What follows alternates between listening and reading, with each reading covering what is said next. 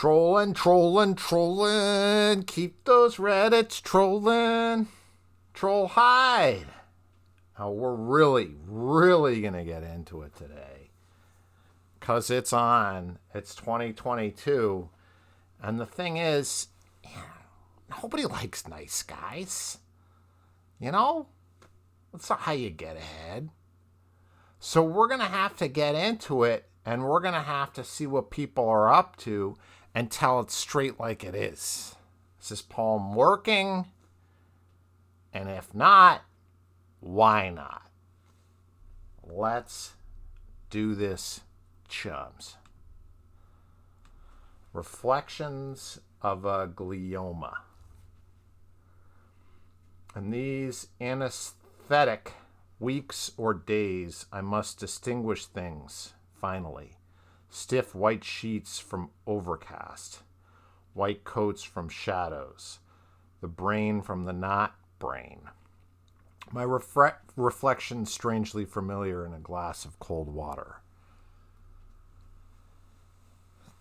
I don't know why I put this in my queue, if this was a DM or what, but I like the poem. I think the poem opens with this nice kind of way to ally itself with the reader in these anesthetic weeks or days. The weeks or days a little bit weird, right? So I guess the poet is trying to communicate they're not sure exactly of the passage of time and the kind of COVID days.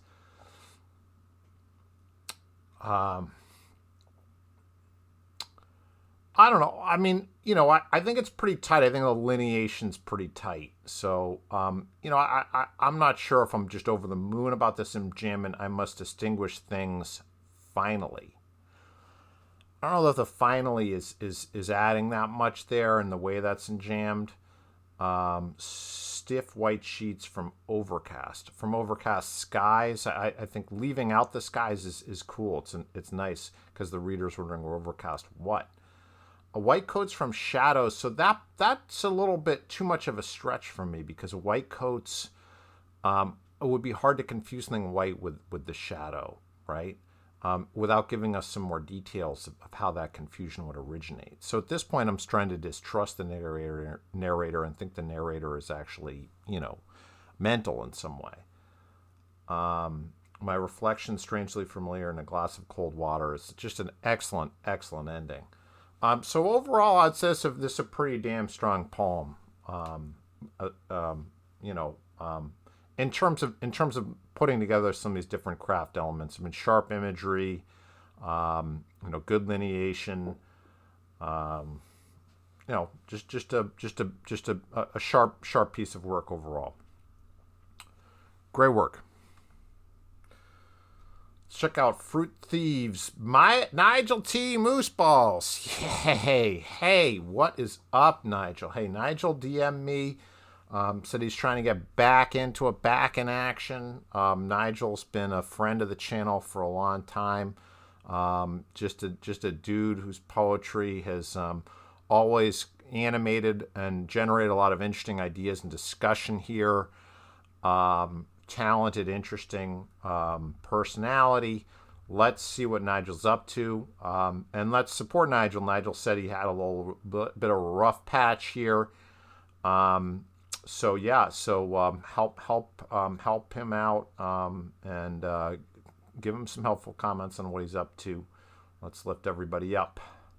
Fruit Thieves. He leaves a milk tooth porcelain suture needle, not needed anymore, next to a stuffed crochet crochet bird in the cupboard up the stairs.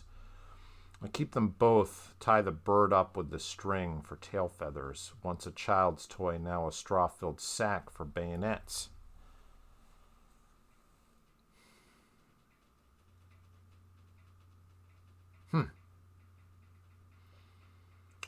Well, Moosey, I'm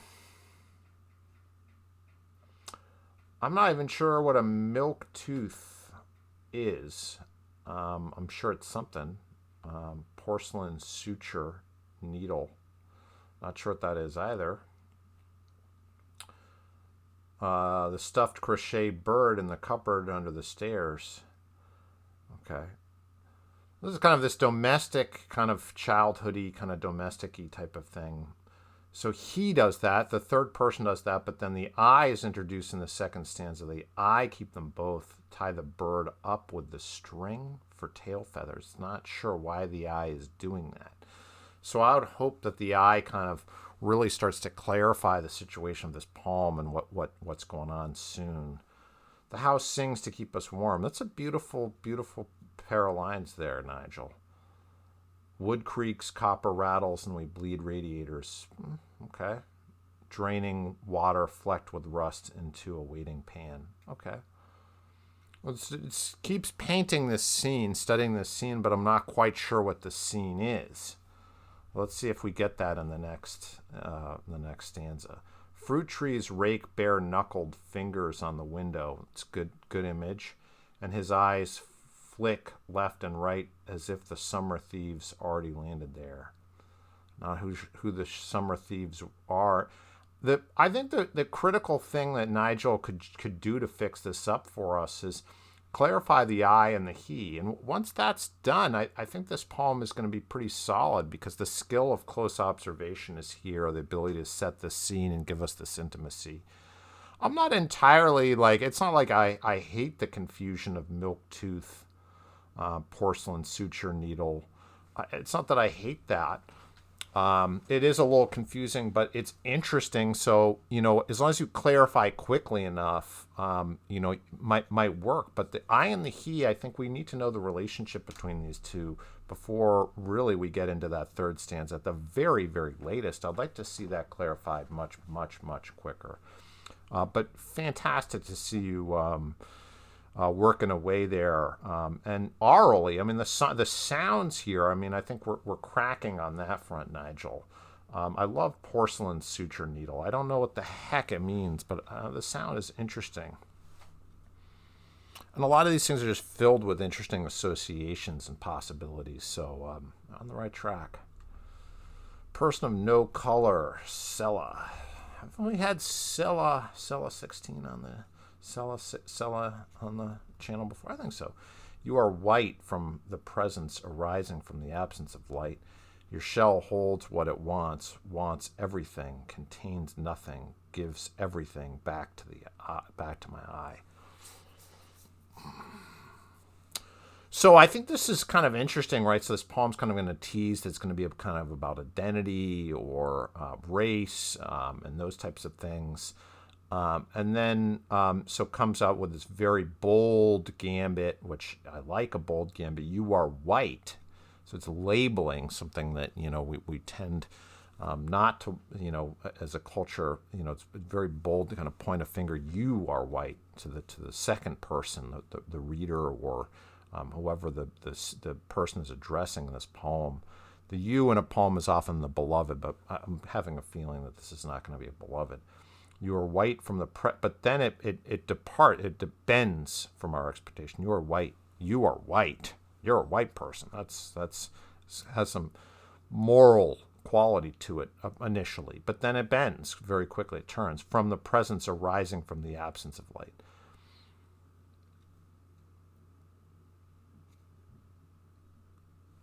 So I'm not really sure what to make of that. It's I guess kind of more on a technicality of what white literally is, and then we know we're not talking about a racial identity anymore. We're talking about something else, we think, but we're still kind of echoing with this from both the title and that first line. Your shell holds what it wants. What does it want? So shell is another one of those things that kind of an envelope, a container, a label, holds what it wants. But what does it want? I mean, I don't know. Wants everything, contains nothing. So I think now that's pushing it a little bit too far. Wants everything, contains nothing. So I think we've gotten a little bit too conceptual. I think this poem needs to become a little bit more concrete and a little bit more specific soon.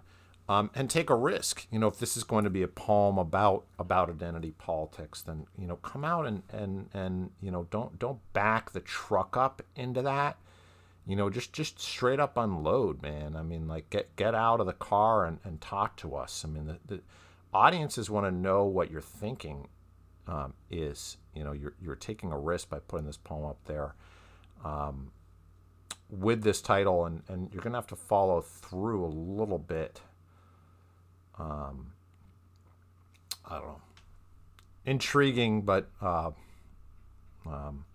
seems a little perhaps like a wasted opportunity. Bootstraps. Can't be the Bootstrap show every day, but let's just see what he's up to.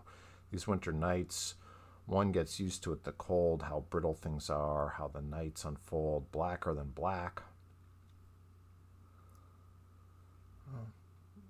Okay. The fumes of us lumbered off to some warmer clime, and the stars so close. Clime is a little bit affected, but I mean, that could just be a diction thing where warmer clime is used a little bit like sarcastically. I don't know. Lumbered off to some warmer clime. Can't quite figure out where Boots is going with that. One gets used to it, the stars so close, and how paltry it is to rest from them some future spring. I really like the opening. One gets used to it, the cold, how brittle things are. That's a great depiction. Ice, kind of the thin, you get all these crystal patterns from ice forming on windows, or whatever it is. Cold generates these brittle crystals. So that's interesting. How the night unfolds. How the nights unfold blacker than black. So I don't know. I think blacker than black, that might be either redundant or overstatement. The fumes of us lumbered off to some warmer clime. The stars so close. That's okay. They do seem closer when it's dark so much and it's cold. I have a hard time feeling fumes lumber off. So the fumes of us would evaporate off or dissipate away or drift. I have a hard time feeling the fumes lumber off. Maybe Bootstraps is trying to convey this idea that we get mad when it's cold. We're just like, oh, fuck that, it's fucking cold. And we're fuming about it. And then we lumber off despite that. I don't know. I'm not completely able to completely capture it. Intriguing. Look at how Boots is doing his usual stuff with these sets of 5 here. He's very skilled at his lineation. His use of caesura on that first line. One gets used to a comma, the cold, comma, how brittle things are, semicolon. So he controls the pace of the reader going into this first stanza.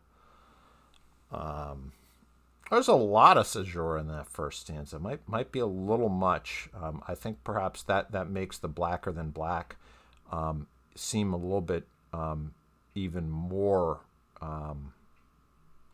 lumbering than it needs to be. Okay, cool stuff. Let's move it on up. You fucking puppet. I thought this caught my eye because, again, you put out a poem on the OC like you fucking puppet, and I think you got to deliver on that. So if you don't, I'm gonna make fun of you a little bit. You fucking puppet, held by countless strings. Do you think you got a pass for an all-you-can-eat buffet? What? Held by countless strings. Why are they countless? If they're a puppet, there's probably a determined number of strings. Why are they countless? Do you think you got a pass for an all-you-can-eat buffet? Why is the puppet eating? I mean, I know we're talking about a human puppet. I think of our former president arguing whether he was a puppet or not. And he was obese, so maybe that's what.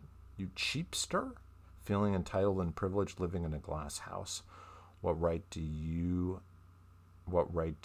hold for a moral grouse? Why the rhyme, inner rhyme there? Not that effective. You lustful little worm. Is this like self-invective? Is this like the poet is attacking him or herself? Kind of like self-flagellation, like I'm just a worm, I'm a puppet. Why do I get a free pass? I don't know. You entitlement-seeking phony. Entitlement-seeking? What? I thought people who were entitled weren't seeking entitlement. They were just given. They were just behaved entitled. Meditating like cows and holding your breath? Totally and completely lost me. So if you're gonna title a poem "You fucking puppet," and you're gonna just insult someone, I think go for it. I mean, go for the jugular and make a great attack. But this is a very confusing, just all over the map. Can't understand what you're talking about. The floating cork. I'm sorry. The poet, entangled rhyme. He said he was a magician, traveled wide and far. With words dagger smooth, he talked with bridges and purged the centuries of their ancient woes. Which poet was this? I mean, I guess there are poets who liken themselves to magi or magician. Yeats was into all that stuff. Traveled wide and afar, with words dagger smooth. He talk with bridges. I'm not exactly sure what's going on. Why purge the centuries of their ancient woes? I'm not sure there's ever been a poet. I mean, if this could give me an example of a poet who claimed to purge centuries of their ancient woes, I don't know that poets typically try to do that. They might tell us about ancient woes, sing of them, make them new again, bring them to our attention, but purge them? Is that something poets do? He said he had seen every face of pain. Okay. The imposter and the monster, and had touched the tangled misery of forlorn love. A little overstatement with the forlorn love, but okay. He said he could cast away my ache and agony. He did? Who? Just some random poet you met? Could he be specific? Is this like the generic poet? Any poet would tell you this? I have never met a poet who said they could cast away anybody's ache or agony. I mean, we tend to just make it worse. Sorry. Swing and a miss there, my friend. There's no poet I know. If it's a poet you know, tell us. Make it specific. Therapy.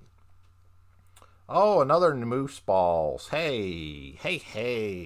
Right on. All right, Moosey. Let's see what you got with therapy. I gotta love a title like Therapy, right? That's good. Okay, be ambitious. I can get high on whatever. Look at the sunset on the river all day. Smooth pebbles underfoot. 100 tiny fish around my toes. But truth glints in the reeds where it's deeper and the water is darker. Wow, what a great opening! Gosh, that is very good. I want to strip and dive in after it. I'm not sure if that's necessary to tell us that, but okay. Could I strip and dive in after it, maybe? Maybe make it a question. Give me undercurrents, make them dangerous.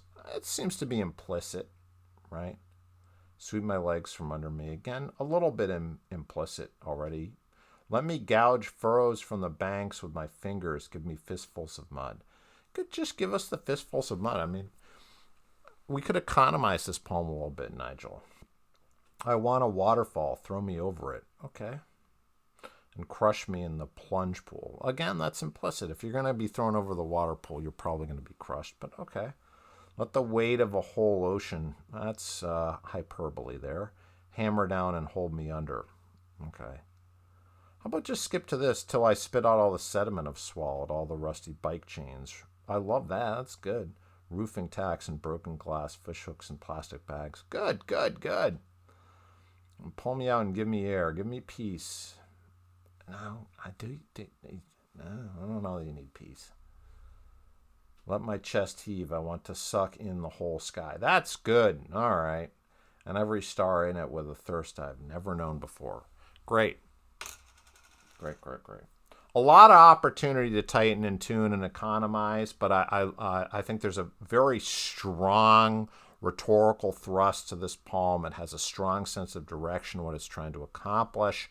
You don't lose the reader. The reader's on board with your imagery. Of course, on Reddit, I have to say, anytime people have suicide themes, throwing themselves over bridges or off waterfalls, we got to take that stuff seriously. You got to get the help you need. Reddit isn't actually a place to get therapy at all. It's probably the worst way to improve your mental state of mind is to put poems on the internet. So if you really, Nigel or anyone else is struggling with mental health, please do call a mental health hotline and get the help you need so that you can be with us and continue to write great, awesome poetry for us to cherish. And it's hilarious, the rusty bike chains and roofing tacks and broken glass. It's good. It's good. Maybe that broken glass would get smoothed out a little bit on the ocean. I don't know.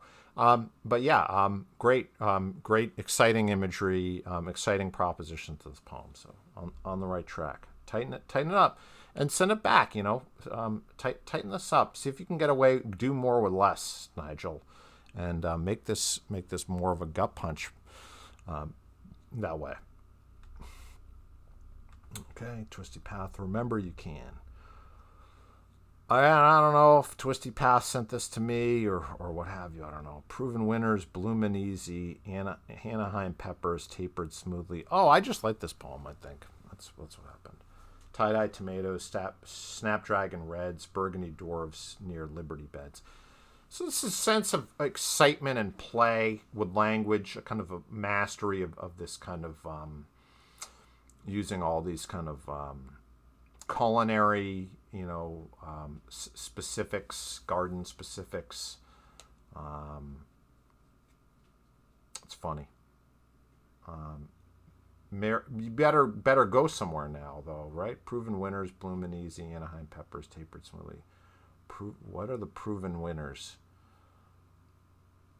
Okay. Mary Reed Lily's loitery laying. That's a little awkward. Idly swaying stallions playing. Erecting cirque foil and 2 little raisins. Fell from my lap loose and whiskey dick.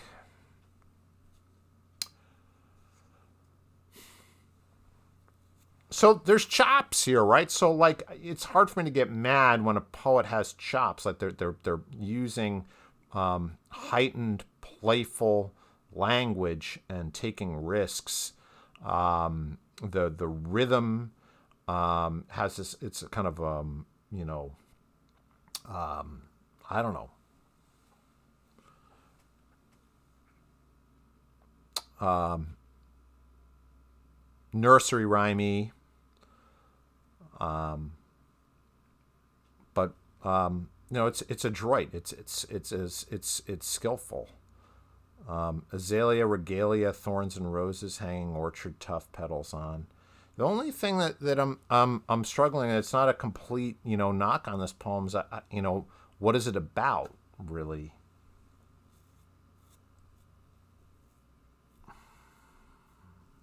So maybe we'll get there after this Cascadian dream. Picotees circumcising little bulbous imperfections in the eye of the gardener. Okay, so finally we're there. We now have a figure in the poem. The figure is the gardener. Although I guess we had fell from my lap loose and whiskey dick earlier. So now there's the speaker, from whose lap these raisins fell. And we have the gardener who sat adjacent to a prism sunshine apple blossoms. A little tongue twisting. It's good. Nonstop mocha golden and Dalanova Alabama red. I think this is just fun nonsense. I mean, I don't know. Skillful nonsense. I would like this poem to mean something. And I think this Twisty Path person could take their chops that they clearly have and apply them to do something very interesting and very accomplished in poetry. Seems like not that much of a stretch if they want to. They might not want to. Okay, Red Panda. Okay, maybe Red Panda wanted me to look at this poem. Might have been out of a DM. I'm sorry. Sometimes I save poems for later, and I don't exactly remember what the deal was. The minute I make up my mind, it becomes theirs to tell. I'm really against having theirs in an opening, like they, them, theirs. This like us and them type of thing in an opening of a poem, like they're out to get me or whatever. I really have a lot of trouble with that arrangement, where we theify stuff in poems. I think poems should be intimate and poems should particularize. I think it's easy to do that. I don't know. How can I leave before I've kicked every cherubim, stained the color red for all eternity? Putting all eternity in a poem, I don't know, red for all eternity.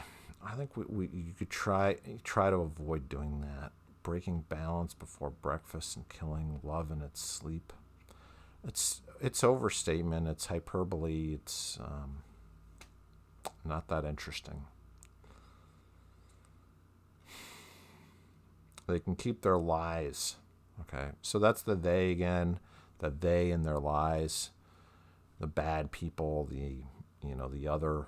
I think we should be very cautious about doing that in poetry. I just don't think it's that interesting. I think it would be better service to show us who they are. Are they the soldiers? Are they the police? Are they the doctors? Are they the lawyers? Or which? Let's say it was the lawyers. Well, which lawyers? The Midtown lawyer or the small town lawyer, or the ones who wear Italian suits, or the ones who have scuffed leather shoes. I don't know. I mean, give us specifics. Make it specific. Make it about some specific relationship, something that happened to you. Mind your own experiences and observations. This is vague and kind of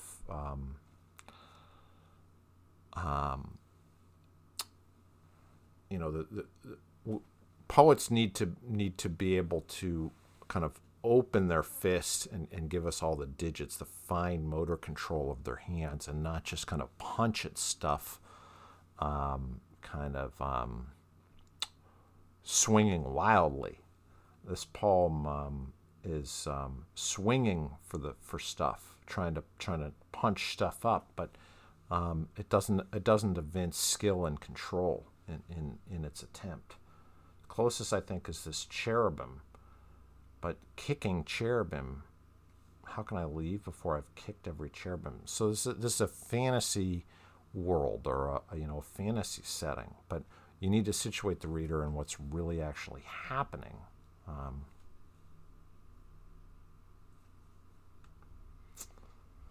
Okay, I saw this post on Poetry. Just thought I would draw people's attention to it. It was got a lot of traction over there, and it was basically a published poet who's had a little bit of success, and I would call them kind of semi-established as a poet out there in the world, and kind of similarly to what I try to do is they're just trying to help people out, and I like their approach. It's different than mine, and I think if you can take a lot of different approaches from a lot of people who've had some success, you can skip some and shortcut some of the frustrating stuff. You can achieve success, or at least kind of an understanding of what's possible out there. You can come to that much more quickly. So this poet, clearly put a lot of work into this post to try to give you some ideas of, hey, you're here now. If you just hole up at home writing, revising, and submitting, it's not going to work. You're not going to get to where you want to go. Instead, you need to find ways to engage and get involved in workshops and get feedback from people who know what they're doing, and really kind of expand your horizons. And part of the game is really going to be about developing a network and realizing that although poetry appears to be this solitary pursuit, it really has these fundamentally collaborative elements at it to it, and it's going to be difficult for you to improve and gain traction without this kind of constant exploration of other people's minds and other people's ideas, and you're going to need that stimulus. Otherwise, your horizons will slowly sink, and you'll become too tunneled. Especially when you're starting out, it's important for you to see how big the world of poetry is and how high up some of this stuff really can go. These alps of accomplishment, or of really what literature can do. So definitely worth checking out. So that's really all that I have for us for this trolling session. I want folks to send me some stuff, and I would like for us to have another person on the channel, and really recognize people who are doing stuff that's excellent out there. So I did this gold challenge at the end of 2021. That worked out really well. We got bootstraps on the channel. And, that challenge really still stands, which is show me some great stuff. DM me something that's amazing. And we'll get you in on the channel. We'll meet virtually and discuss your work and try to give you a platform to tell the world what you think is important about your writing, which should be what it's all about, ladies and gentlemen. I'm glad to be back as your troll for 2022, and thanks for joining me.